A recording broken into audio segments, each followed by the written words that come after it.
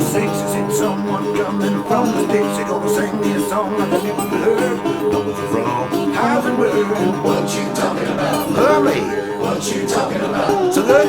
What you talking about? A little Tarkir. Welcome to episode 2 of Not Another Tragic Slip, our podcast of Magic the Gathering spoilers and speculation. I'm Neil Hampson. And I'm Joey Kyle. And we're intensely casual Magic players. I think that's fair. Yeah. So just really quickly, I just wanted to mention that this week has been special to me because I just joined Magic Online. And jumping into it, I feel like my perspective is I spent $10 to join it, and I'm going to grind that out for as much as I can, doing freebie drafts and such, things like that. Yeah? And building my collection of terrible commons and uncommons. Yeah. Sometimes that's fun. Yeah, but maybe I'll give you guys more info on that later. Then also can maybe talk about in a future episode, Puka Trade is a website to give Magic cards that you don't want, maybe, to people that really are seeking those cards, and then you get cards that are on your wish list as a cool gift economy way of circulating Magic cards in this community. So that you're giving to one person and a third person is giving to you. That's yes, as opposed to finding a perfect match of trades. Right. Which is hard. Yeah. Trading is hard. Right. But the main reason why we're here today is to share this beautiful batch of spoilers that has been granted to us by beautiful Wizards of the Coast. And it's been a few days, so yes. we've got a lot to look at. Too many cards. Yeah, we won't talk about everything. No. We're going to do our best to filter through. Talk about what's important and what is not. What's caught our eye and what makes us want to vomit into a trash can. Yeah. Let's start it off big. Yeah. Yeah.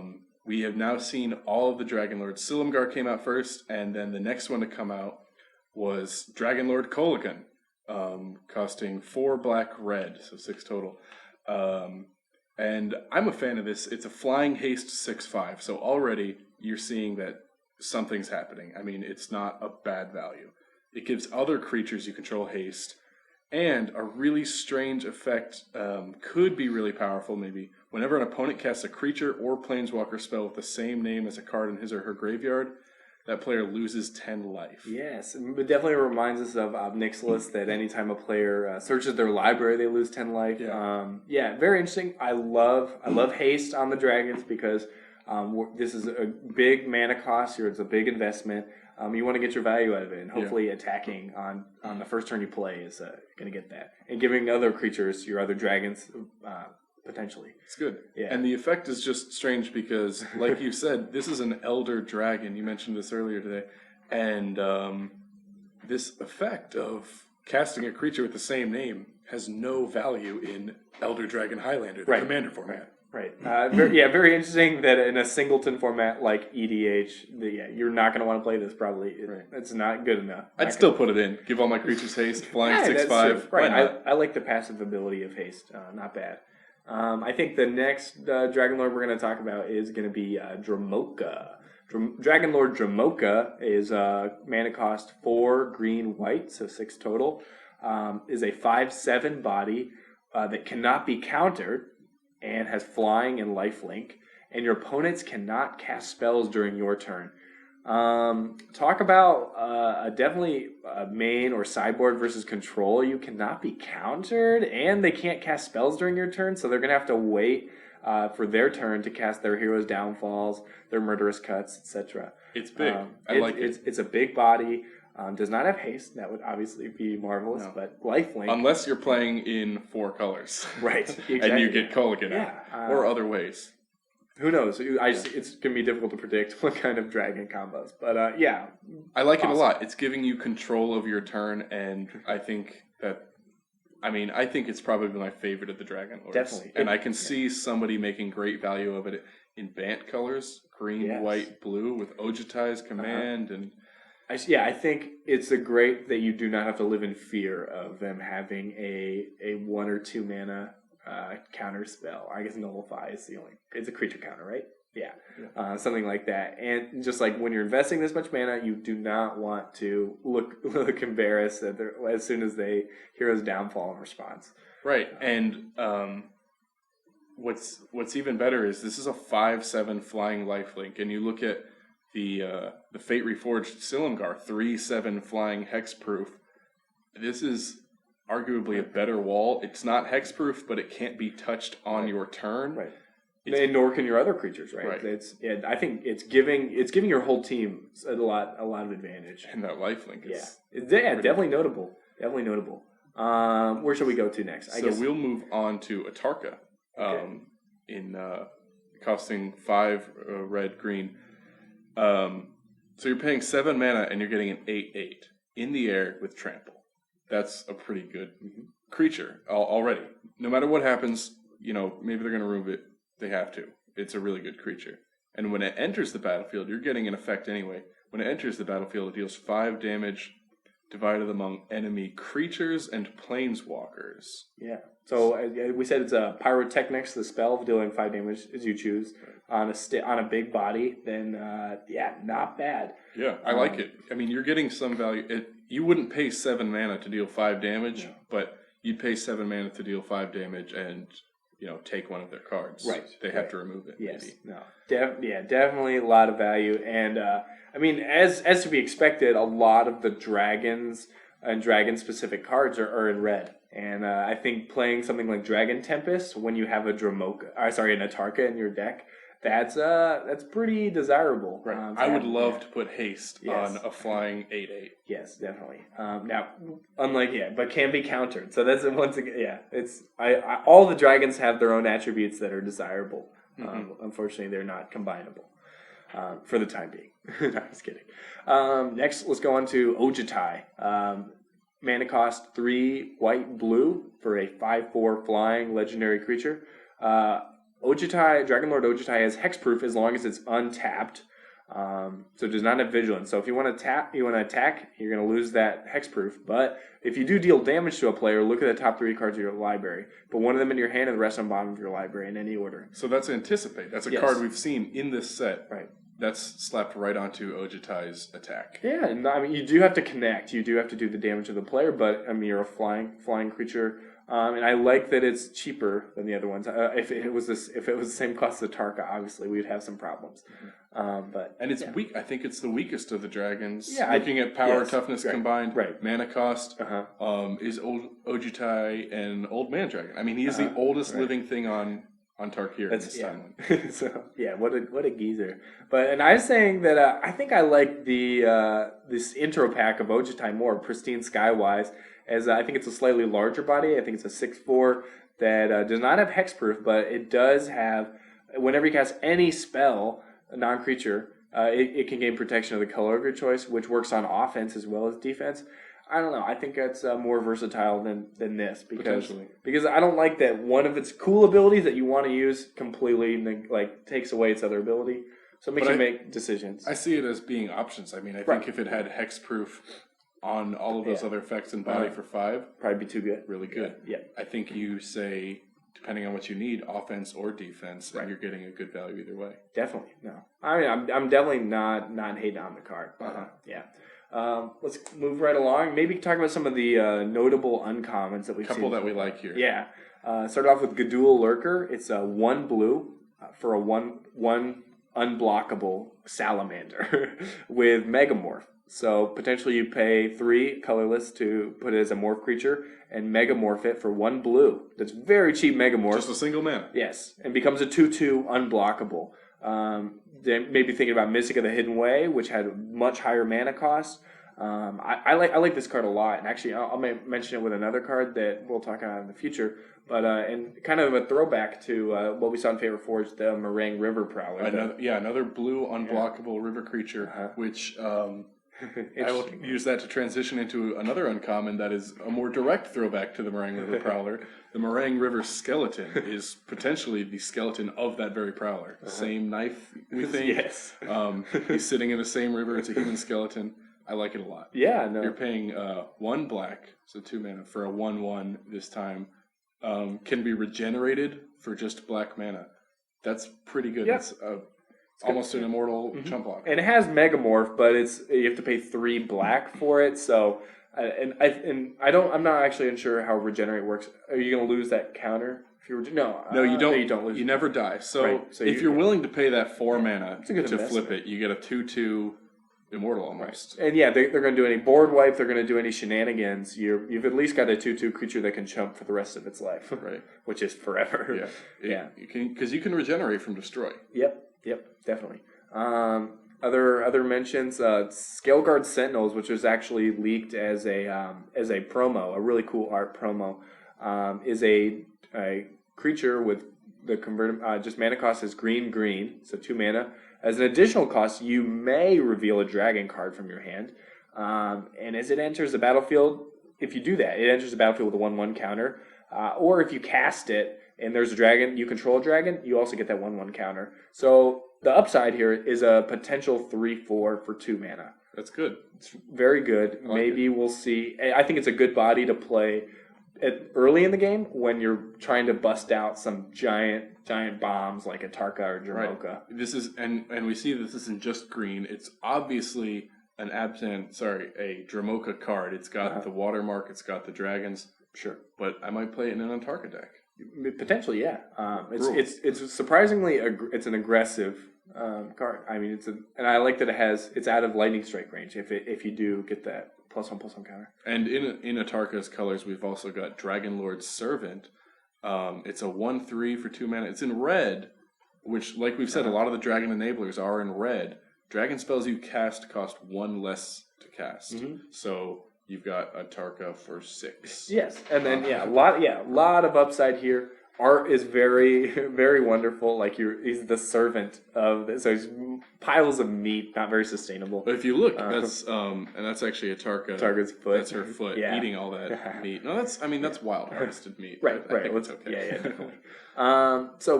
Similar to it, I like that it's a passive ability, and they don't just have to use a wild slash, which we're seeing all over the place with red-white aggro. You have to waste a lightning strike just to get rid of a goblin shaman, which is the same cost. I mean, you're at complete parity just to prevent dragons from wiping it. Now it's dragon spells, but interestingly, it's not just creatures, but we only have creatures. Right. Dragon creatures because there are no tribal spells. Dragon. Yeah, that'd be interesting. I wish they would bring back tribal. Right, and as we mentioned, this with you got Dragon Tempest, you got all this dragon support. We're just waiting to see maybe some of the cards that are connect together to make a full-on dragon competitive deck.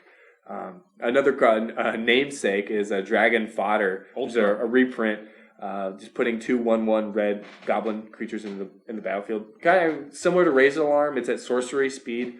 But you're in red, and maybe you can get rid of the white, and you don't need those white to make those white tokens. I think we're going to see this might see more play than Raise the Alarm. Not instant speed though; it's pretty notable. I mean, this is the card that Hordling Outburst was an upgrade over. Yes, and I think the difference is good. I would definitely rather play Dragon Fodder than Hordling Outburst. Triggering Prowess for less mana. You don't need the double red. That's pretty limiting sometimes. It depends on what you're looking at. Right. I'm a huge fan. Outburst isn't uncommon for a reason, but it's like you said, if you're just trying to maybe get a little creatures out, it's good. Playing this the turn before you play Rabble Master, that's pretty great. Right. Number of attacking goblins. It sits lower in your cost. Yeah.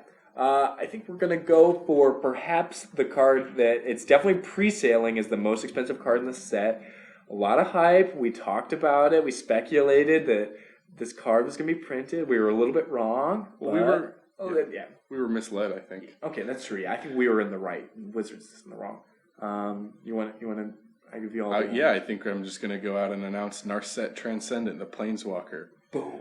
It's in white blue. We speculated blue red, and I still kind of feel that there is that red attitude in Narset. In the lore, she was a little heated. She went and found some hidden archives that she wasn't supposed to find. But what we find here, when she finds those, she tells Sarkhan that she's a traitor or something, and that's why we thought she was going to be red.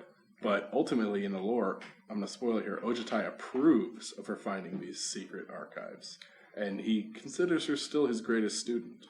Lore-wise, I guess that they made up for that fact. I like that you said she was heated, and that justified why she was red. No, but her abilities are very blue-white. Let's go through those maybe. So first of all, very notable, 4-mana Planeswalker starting at 6 loyalty. Amazing. Wow, incredible. You have to expend so much energy trying to get her off the table, unless you have a Hero's Downfall, of course. Now, her +1, putting her up to 7 on the first turn she's played. Look at the top card of your library. If it's a non-creature, non-land card, reveal it and put that card in your hand. So definitely got to be playing a deck with a lot of non-creatures. And blue-white, control, or something like that. Definitely I think it's an okay ability, but I don't think that it's what you want to do when you hit the field. Probably not. Other options, you could -2 her, so putting her down to 4 on the first turn. When you cast your next instant or sorcery spell from your hand this turn, it gains rebound. Now, unfortunately, you'd have to have more mana available to cast that spell, so I think you are going to +1 her on turn 1 if you are playing her on curve. Right. Which I don't think is the end of the world, even if you whiff. Sure. Yeah, you're not revealing that card if you don't want to. So you're at least at the minimum knowing what your next draw is going to be, which you may not like, but Right.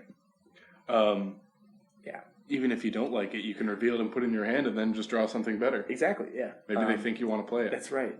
And then, obviously, which emblems of Planeswalkers are always amazing. This one is especially amazing. You get an emblem for -9, so not 4 turns of the way, that your opponents cannot cast non-creature spells. Not going to mean a whole lot for like Green Devotion or something that's running almost 100% creatures in their deck, but very notable for a huge number of cards in the format. I mean, it's hosing other control decks. You're talking about your white-blue here. Right. You're probably playing control, and it's a good mirror counter. Definitely. Yeah, very, very nice card. And blue-white is not going to have Hero's Downfall. So if you're blue-white mirror, that'd be interesting. I don't know how they're going to deal with this. I like it. People are saying this card might be overhyped. I mean, it's pre-sailing at $50. I'm saying that's overhyped. Well, of course, yeah. But so did Nissa, was pre-sailing at $50. Jason Mind Sculptor is the most famous. Sarkon Dragon Speaker. Was, around No, 50. he really stayed at 50. Or he maybe went to For 35. Yeah, it was 40. Yeah. Yeah, exactly. I think it's just, what's called the Jace tax, because Planeswalkers, they get a lot of hype. They're very exciting cards. It's a lot of people buy boosters to get Planeswalkers. It's like the lottery. And there is another Planeswalker in this set that I think we should move on to next. That and makes one a lot of that sense. a lot of people have said good things about the art on our set. Very nice, but I like the art on Sarkon Unbroken more. Now, here is something that we talked about, thinking he would be red-green, because he's been that in the past. We almost got it. He is red-green, but he's also blue.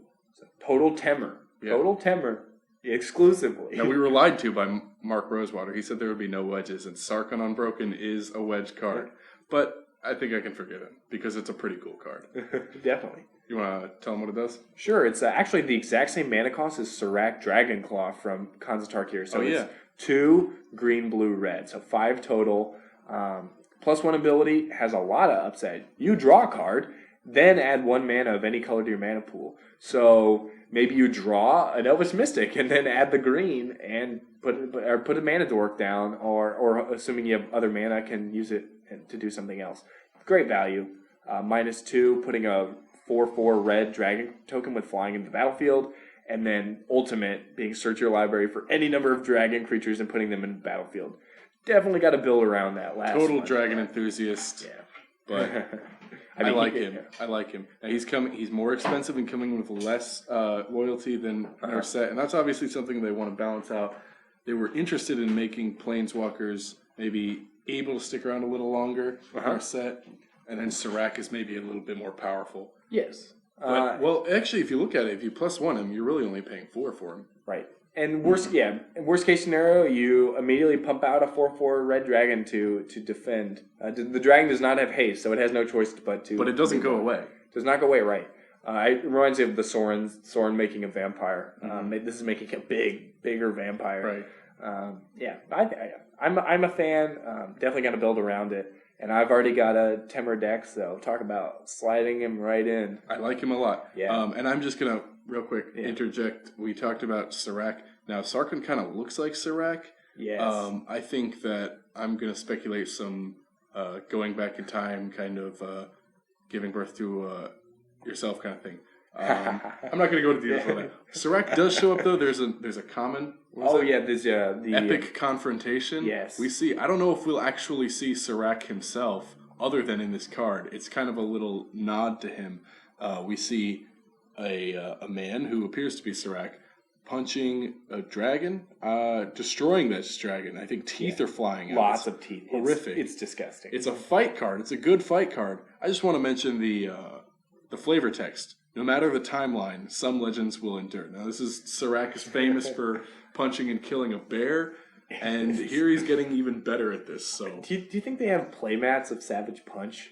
I think I'd buy one. Yeah, I would definitely want to invest in that. I'd buy In retrospect, I think I'm gonna invest in that. Let's have done it. Yeah. I guess we're gonna go. Yeah, that's obviously the biggest. Yeah, you could turn it off now. You've heard the Planeswalkers. Now go to sleep. No, but we're gonna keep the ball rolling with. There's more excitement always. So let's talk about Lightning Berserker as a good card. It's the cheapest dash ability we've seen. It's a 1 mana red 1/1, and you can dash it for 1 red mana. The same cost. Yeah. Yes. Granted, giving it haste and putting it back in your hand, and then it has quote unquote fire breathing attached to it. So, I mean, you can spend 1 red mana to give it +1 until end of turn power, and you can do that as many times as you want per turn. So, dash it in late game, and you've got a lot of value. This is a classic dragon ability, and we're seeing it here on a human berserker, which is pretty cool. Yes. Obviously, a follower of Kolikan, and I could see a lot of value in this card. Yeah, I like it a lot. Definitely. Mono Red saw a lot of play recently, and also, I guess an honorable mention to Grand Prix Miami is happening right now, so maybe we'll talk about what kind of decks are showing up right before Dragon's Tarkir, and we'll see how Mono Red's doing, and this is gonna definitely make some headway. Mm-hmm. Yeah. I'm going to interject here. I don't think Joey can even talk about it. This card right next to Lightning Berserker is the Risen Executioner. This was first revealed in Italian and only got more disappointing when we saw the English. The translation. It costs 2 black, and it's a zombie warrior, which I'm a big fan of zombies. I love zombie tribal decks, and this card pumps your other zombies. Other zombie creatures you control get +1/+1. Thing is, there are several other cards in Modern that give that effect. They're all cheaper. They all cost 3 mana total.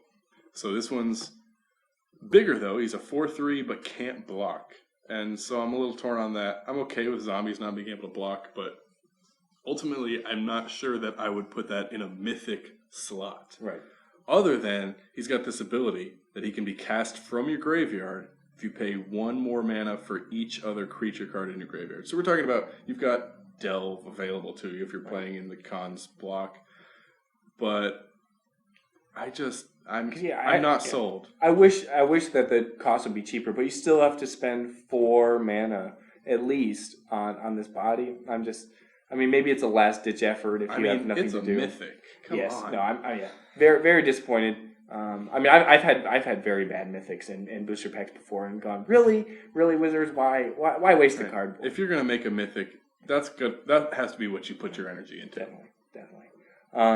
Moving on, we're going to talk about the second in a cycle that we were really excited about in our first episode, which is... Wait. There's another mythic we want to talk about. Okay. Yes. Deathmist Raptor. So it's a 1 green creature with Death Touch. It's a 3/3. Whenever a permanent you control is turned face up, you may return Deathmist Raptor from the graveyard to the battlefield face up or face down. And it has Megamorph. For 5. This is like the opposite of the Executioner. It's so much more fun and better. Yes. I was saying the synergy going along with the Gadul Lurker, because as a Megamorph for 1 blue, both cards are very desirable. I would run a deck with 4 of each of these. I think returning this face up probably, because I don't want to spend 5 mana for that Megamorph. But a 3/3 Death Touch beats. It has Death Touch, so it beats everything in the format that doesn't have flying. So I'm a big fan. I just think recasting stuff for literally nothing. If you're able to turn a permanent face up, maybe we need to think about some of the Khans cards that are cheap morph cost, because this is definitely maybe like a green weenie deck, if you can, very, very easily. There is a cycle in Khans of cards that can be morphed for just revealing a card of the same color. Uh-huh. I don't even remember the green one. I like the blue and the black ones. Right. The Temur Charger is Temur Charger. One. Yeah. I'm not a big fan. It's a 3/1 trampler for, and not that great, but I think this could definitely see play. It's funny, in all of the tournament coverage that I've seen of the last couple blocks of Standard, I've not seen a single person play a morph card. I don't think. And so it'd be interesting to see a morph heavy deck for something like this, or some of the mega morph abilities we're seeing. I'm hopeful. Morph is a difficult thing because it's so slow. Right. You're spending mana and then having to spend mana again, usually. Yeah. So, yeah.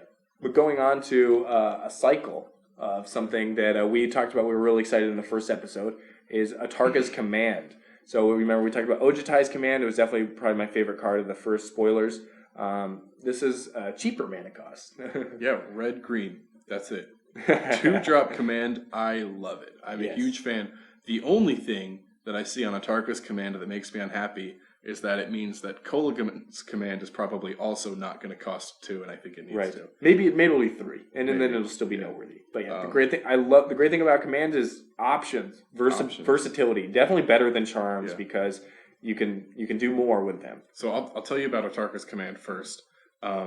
The 4 options you can choose 2 of. 1, your opponents can't gain life this turn. I'm seeing limited uses for that, but could be interesting in response maybe. to you, or a big life gain. I mean, what if they're playing Siege Rhino and you say, you know what, you're not going to get that 3, or that Arc Bond combo with Seeker. Oh yeah. The second option, Atarka's Command deals 3 damage to each opponent. So maybe you do both of those in response to a Siege Rhino and we say, let's go down together. Yes. Third option, you may put a land card from your hand onto the battlefield. You know, maybe not the most fantastic thing, but if you're playing it for one effect, you say, I want this one as well. And because this is cheap, you could theoretically, you could save this on turn 2, and you're way ahead of curve. Maybe you have other mana dorks, and then maybe, I don't know, theoretically, turn 4 or 3 into a dragon. Yeah. If you have the enablers. And the last option is creatures you control get +1/+1 and reach until end of turn. Cool. I like a defensive thing, obviously. Combat trick. I like combat tricks, and I think that you could put that down at the same time that you're saying, also you're going to take 3 damage while you're attacking. Right. That's a pretty good combo.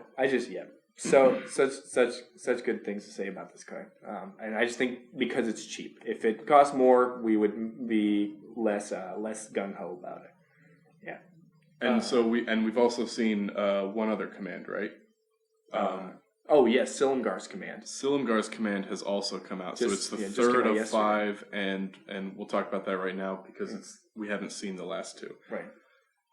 So Silumgar's Command is 3 blue-black for the command. Choose 2 of these. Counter target non-creature spell. Return target permanent to its owner's hand. Target creature gets -3/-3 until end of turn. Destroy target planeswalker.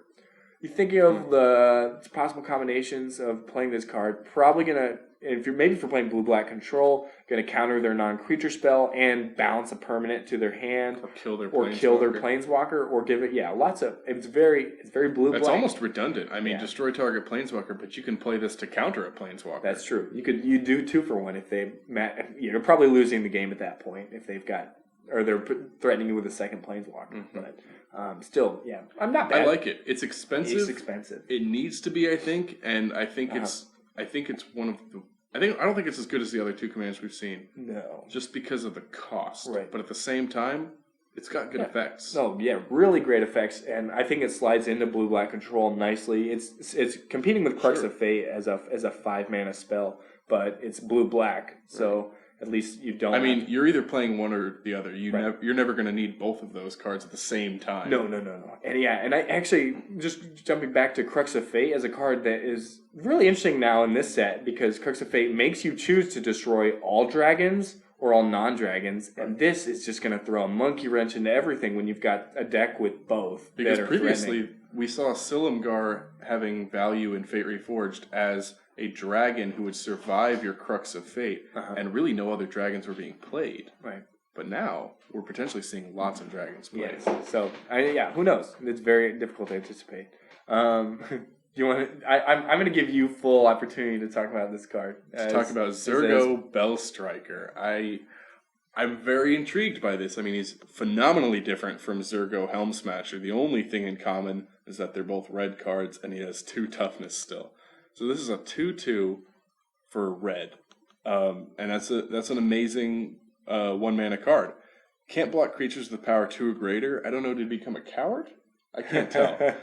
But either way, do you really want to? You're not going to chump with Zurgo Bellstriker. And you can dash him for 1 red. So 2 mana for 2 damage, really. But I think it's a good card. It's legendary, though. Yes, yeah. I've heard really good things about it. On the article on Wizards.com called it, one of the best red 1-drops ever printed. Yeah. But you can't play 4 with them. Right.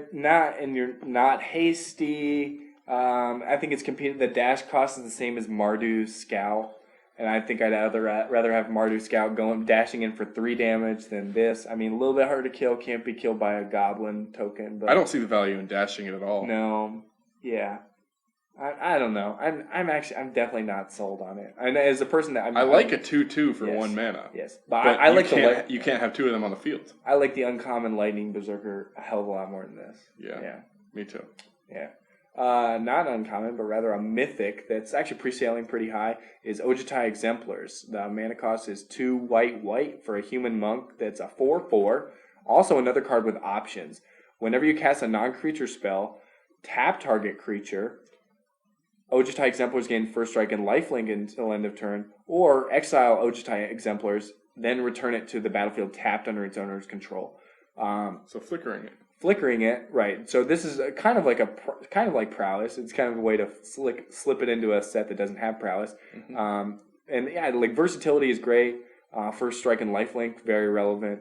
I think that's a good combo. I'm great. I think it's great. I mean, 4-drop is an interesting slot for only a 4/4, but it's really great and it's pre-selling high for a reason. Yeah, it gives you a lot of options, and that's always valuable. Right. Don't know what deck this goes in. I mean, I don't know a lot of double white cards in standard right now. Yeah, you're probably not going to want to play it in blue-white control. No. Another double white card. Oh yeah, another of the former cons. No. Sorry, this is the Irration Foremost. This is not Anafenza the Foremost. It seems like a reference to Anafenza because it has the word foremost in it. Right. But so this is a rare. The Irration Foremost is a 3-drop 2/2 with double strike though. I'll take it. I like that a lot. That's a good start. And when it enters the battlefield or attacks, another target warrior creature you control gains double strike. Right. I should say the Foremost itself is a warrior too. Right. So you're looking at, what are the warrior affecting cards? They're white, black, the Chief of the Scale and Chief of the Edge, the classic. You can bring this up to a 3/3. I mean, even at our FNM, we saw this guy pretty much clear all competition out with a white-black warrior tribal deck. Warriors are good. It's good. It's a low heavy hitting, an alternative to mono red way to close out the game. I think it fares better late game than mono red does, because they still have this. I mean, granting double strike at any point in the game is terrifying. Very good. Let's go into another mythic. We saw this art spoiled quite early, but it's very terrifying art. Descent of the Dragons for 4 red. It's a sorcery. Destroy any number of target creatures. For each creature destroyed this way, its controller puts a 4/4 red dragon token with flying into the battlefield. The dragons don't have haste. They can. Yeah, you could call this a sweeper, Theoretically, you could destroy other creatures and create more creatures, but if it's going to delay the game enough for you to win, but it's sorcery speed, no, I'm not going to call it a sweeper. I wouldn't. I would say that you're doing exactly what's on the art. You're sacrificing your useless creatures, your herd creatures, and turning them into dragons, maybe. Yeah. And it's a definite win condition, especially if you're playing something like tokens. This is late game. I'd Hordling out first into Descent of the Dragons. Yeah, that's good. I think I'm willing to trade my 1/1 goblins for 4/4 dragons. Yeah. I'm not sure actually. Yeah. Let's keep the ball rolling. Some uncommons that have seemed really, really, really intriguing. Ultimate Price being 1 in black for an instant to destroy target monocolored creature. That's good. We've seen the equivalent in multicolored. Yes, not quite as good. Right. And I think this a 2-mana spell. I mean, you're competing with things like Murder's Cut that doesn't have any restrictions, but instant speed, 2 mana, and not having to rely on your graveyard being big. I'll take it for sure. I mean, look at how many cards in this set are monocolored, other than the dragons. Even some of the dragons, and with wedges going, you're seeing a lot more monocolored. You could theoretically play a black-white control with Ultimate Price and I forgot the other, a Radiant Purge, which is the exile multicolored creatures. Oh, yeah. It's just kind of or at least both of them being sideboard cards, like, or you side out or side in, depending on the matchup. Obviously, mono red.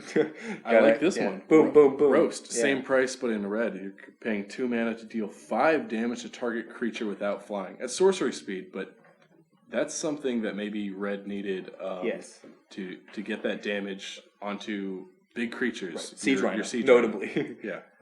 It's coming in, it's doing what it does, but then you just roast it on your turn. Roast. I like the name too, and the art's great. Very, very. I think it's an Atarka card. Now think about cards that are designed as sorceries, like Roast, and how Dromoka doesn't affect them. When she comes in, cards can't be cast. Well, Roast can't be cast on the other person's turn anyway. Right. So right, not. And this wasn't. Now, Ultimate Price still worked as on anyone's turn. It's amazing. But Roast, was never meant to be cast on someone's turn. That would maybe be too good. Maybe. I'm not sure. But I mean, because right now, Mono Red's ability to get creatures off the battlefield are Stoke the Flames, Lightning Strike, Searing Blood, and just not cutting it for a Siege Runner. Wild Slash, right? All low hitting cards, which are effective depending on the target. But yes, it hits Corsair Crewfix, but does not hit Siege Rhino. And Roast, I think, is gonna just add to that arsenal and make it even more powerful. Okay, and there's one more mythic that I really want to talk about. As soon as I saw this, I said I know the deck that I'm going to put this in. I love this card, Shorecrasher Elemental. Costs blue for a 3/3 Elemental. Hey, that's not bad, right? Not bad. No, it's amazing. This is why it's a mythic. This harkens back to the old Morphling, a very dominant blue creature, perhaps one of the best blue creatures ever printed. And we see some of the effects come back here. For 1 colorless mana, the Shorecrasher Elemental can either get +1/-1 or -1/+1 until end of turn. And of course, you can stack that. You can bring it to a 5/1 if you want. I think I really want to bring it to a 6/0. Yeah, Yeah, I do that. And then, but for blue mana, you can exile the Shorecrasher Elemental, then return it to the battlefield face down under its owner's control. And of course, it is a Megamorph as well for 5. So Megamorph ability pretty high, but I think the other abilities make it very totally worth it. I don't think you're going to play this on turn 3. I think you're going to play this on turn 5 maybe, when you've got the extra blue to bounce it if anything bad happens, and then next turn flip it for 5 mana. It comes in as a 4/4, then you've still got that blue to bounce it again. I did not see it comes back face down, but still, I mean, yeah. Now, it's reminiscent of that Phoenix, Right, that was Ashcloud an Phoenix. Ashcloud Phoenix, which not a very good card, but here... It sees a lot of play. But Has it? yes. Okay. I mean, it's not incredible, but you get value. You do get value. With this card. Maybe I'm overly judgmental of it, but I'm so much more a fan of the Flamewake Phoenix. Anyway, the Shorecrasher Elemental is really, really strong, I think. Yeah. I think, lots of, you're saving yourself and not having to do a facepalm when they hear his downfall or something like that. Some other notable mentions. Let's maybe go into some of these uncommon dragons that we're seeing. Another cycle of these are cards I think we really like. Now, only 4 of them are. No, actually, all 5 are. We did not see the Cunning yeah. Breeze Dancer down there. That one came out first, actually, and we forgot about it. So all the brutes have their own. They're all the same mana cost, which is interesting. They're all 4, and then whatever the brood colors are. So 6 mana. 6 mana, which is the same cost. It's like the average cost of the Dragon Lords themselves. And they're all 4/4 creatures. So it's very cool. Not all of them. Yes, all of them are 4/4 creatures. That one was a 5/4. No, that is not. That's Ochitai. They're all 4/4 creatures. Oh, okay. So the consistency there is pretty cool. And they've all got their own abilities. I think the notable ones that got Neil and I very excited are the Savage Vent Maw, the Atarka Brood Dragon, that when it attacks, add, let me say this slowly, red, green mana to your mana pool. Until end of turn, this mana doesn't empty from your mana pools as steps and phases end. Wow, I've never seen a card that creates 6 mana. That's incredible. Theoretically, it's probably not the best use, but you play this, next turn you attack with it, and then second main, you just play another one for free. And then probably play another one. I wouldn't do that, maybe, but... or you attack with it and then cast Atarka's Command 3 times. Yeah. Yes. I wouldn't, but you could. But you could. You have that capability. What are some other notables? The Swift Warkite is actually probably my favorite. I mean, the Ventmaw's mana generation is amazing, but I like the Swift Warkite a lot. I even like the art more. This is the Kolaghan one. Flying, of course, 4/4. When it enters the battlefield, put a creature card with converted mana cost 3 or less from your hand or graveyard onto the battlefield. So you're dashing in... Sorry, I should have continued. It gains haste and return it to your hand at the beginning of the next end step. So you're dashing in any card that costs 3 or less, even if it's dead. Cards with enter the battlefield effects, I think, we're gonna have to come up with a short list of stuff that you're gonna love. Because actually, in Theros or the Theros block, you see a lot of return and cons. Return converted mana cost 2 or less. You're bringing back Seeker. I think Ojutai's Command also brings back a card with converted mana cost 2, and that 3 matters a lot. I'm already picturing a chain here of playing Swift Warkite and then dashing in perhaps a living or dead Alesha. Okay, great. And then using Alesha's haste to attack and trigger another creature return. That's I like it a lot. That's lots of ideas running through our heads because it's very versatile. It does not have haste, but once again, this is another red dragon that I think Dragon Tempest or something like that giving you haste is something notable because these dragons are scary. And they're not scary when they don't have haste and when they don't have enter the battlefield effects.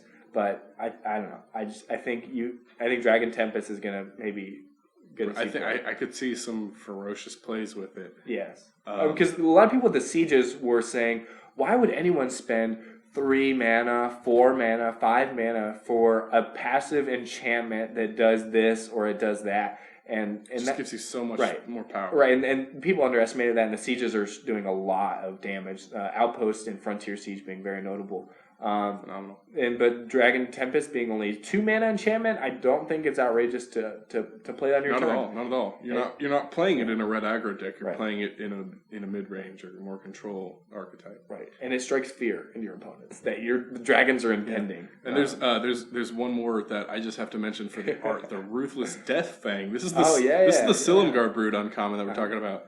And the art is just phenomenal. If you're not looking at it, then I'm going to tell you it's this purple, fat, Silumgar-style dragon just sitting on a pile of bones. He's draped in bones, like jewelry, and he looks like he's having a good time. Do you think he's happy? Yeah. I think he's loving it. Yeah. His effect is pretty cool. It's a exploit. Slaughter pact. When you sacrifice a creature, target opponent sacrifices a creature. Oh wait, no. Slaughter pact is destroy target creature. Okay. So this is... I don't know what this is. This is similar. Okay, let's let's both sacrifice a creature, okay? So I like it a lot. We need to see more exploit cards to see whether or not this is going to see play. Yeah. I mean, Sidisi, I'm a big fan so far. There's not a whole lot of sacrifice in standard right now. Right. No, there can be with some demons. Yeah, we'll see. Yeah, I think we're going to see some interesting maneuvers with the Ruthless Death Fang. But yeah, I think those are definitely the best of the dragons that we've seen so far. And then even just today on March 7th, we saw a couple that I think were notable. 2 new spoilers, and I think these are the last ones we talked about. Yeah. Anafenza, the spirit of the family tree, I think. Well, that's a poor translation from my Spanish. I am a Spanish teacher, but I don't know how I feel about that. No, that's true. Yeah. It's true. You can click on it. Yeah, she's a legendary creature for white, so just approaching the white side of her, which makes sense. She's a spirit because she's dead. She is a soldier spirit. Look at the flavor text. They tortured her for honoring her ancestors, and now she walks among them. Wow. So now this is another thing I just got to interject before we even talk about this card. The lore of Sarkhan returning and meeting Ankleshanker turned Vial Smasher. And Zurgo himself. They mentioned how they're not allowed to say the word Khan. It was very scary. Oh, right. Anafenza was apparently worshipping the ancestors, which is something that was banned 1,300 years ago in this timeline. I don't get how it's still around. It's a little confusing to me. Well, we need some more updates on the in-betweens. You'd think they would have forgotten after 1,300 years about the things they're not supposed to do. Right. But so this legendary creature, Spirit Soldier, when another token creature enters a battlefield under your control, bolster 1. So you're not playing this in tokens because it doesn't trigger. But in a white aggro strategy, I don't know. I'm not sold. It's a legendary creature, but I like all the reprints. It's cheap of the cons. Yes, it's cheap. It's very cheap. But maybe color limiting. You're not gonna. I don't know if you're gonna have access to double white early on the game. right. And then like kind of interesting card. Not actually. I'm not sure what archetype this goes into, but it's Dragon Lord's Prerogative for 4 blue. It's an instant. As an additional cost to cast Dragon Lord's Prerogative, you may reveal a dragon card. You may, and if you do, this cannot be countered. So talk about. I mean, I guess that makes it good against control, and it draws you 4 cards. That's the exact kind of option that you want to have, though. Right. If you're not playing against somebody that isn't going to counter it, you don't want to be paying for that. No. And you don't have to. Right. But if it's an option, then you're going to say, yeah, I'm going to make sure I get these 4 cards. And this card costs only 1 more mana than Jace's Ingenuity, right, which is draw 3 cards. And it also an instant speed, but yeah, I think that additional card for 1 mana and potentially uncounterable. I mean, so many pushes for people to play dragons, even to get some of these passive, like uncounterability here and other effects. I think I like it a lot, but you got to think about: are you really? I mean, the value goes up a lot from Jace's Ingenuity, but then you got to think: do you really want to spend 6 mana to draw 4 cards? Maybe at their end step. That's definitely not in their turn. Certainly, it's an instant. It would not be powerful as a sorcerer. And you're competing with Treasure Cruise, which is beyond powerful. And I think this is a late game card at 6 mana, and so is Treasure Cruise. Unless you're running both of those and you're just running a blue card drawing machine that does nothing. Just the value, man. Yeah, no, exactly. You're just like, look how many cards I have in my hand. You can fill your deck with card draw. Yeah, of course. You probably will win the game. That's the general rule of Magic. Yeah. If you run out of cards to draw, you win. That's why the mill strategy always targets yourself. What's got you excited so far? I like the new cons. I think that they're all very interesting flavor-wise. Totally. As far as playing them, I'm not sure I would. Yeah. Most of them. But the uncommon dragons are pretty cool. Pretty cool. I was shocked to read all of those mana symbols in that Vent Maw. Yeah. That is shocking. It's too much mana. You shouldn't be getting 6 mana. You're cycling into other dragons, and I think not emptying at your next end step. Wow. I don't know. I think green-red is looking really, really good right now. Good. I think green-red and then banned. White, green, blue are competing for my interests because, as I've said before, I think Dromoka, the Dragon Lord, is just one of the most fascinating dragons I've seen. Yeah, I'm a big fan. Okay, so I got a question for you. We now have 5 Planeswalkers in the Khans of Tarkir block. Which ones do you think are going to see most play in Standard? It's hard to say. Because we're moving away from wedges, and Temur has seen some play in Standard, but Sarkhan is in that wedge. I don't know if people are going to want to play him. Well, I mean, green-red's just one color away. Maybe just splash in blue, or maybe you're playing Shaman of Forgotten Ways and adding, oh no, that mana can only be used for creatures. Never mind. But finding some roundabout way to add. Sylvan Caryatids, I guess, are still in Standard. So yeah, you can get that blue one way or another. You can. I like it. I don't know if Narsette's going to see as much play as she's been hyped into. Right. I think she definitely has to go into a specific deck, which is pretty much blue-white control, which I don't think is bad. I think it's getting. Jim Davis is one of my favorite pro players. He's on the top of the leaderboard right now with points. And he is one of his favorite archetypes is blue-white control and Standard, and he rocks it even before any of these cards are printed. So I think with Ojutai's command, it's good. Yeah, but I was a little bit aghast at. How many cards have been spoiled right now? Only 67 cards. It feels like so many, and there are just under 200 cards left to be spoiled. That's amazing, which is so exciting. Yeah, I mean, a lot of those are probably commons and uncommons, but. That doesn't mean anything. There are a lot of the vast majority will be commons. We've already seen a lot of uncommons. Yeah. We've seen almost all of the rares. I'm sure that will be printed. Very hyped about Dragon Lord Servant and maybe other enablers of some of these bombs because we're gonna see so many dragons. I don't know. I'm gonna play dragons. Right. I mean, Standard is a limiting format because especially this is the 7th set in this block of Standard. So you have a lot of cards to compete with. So like.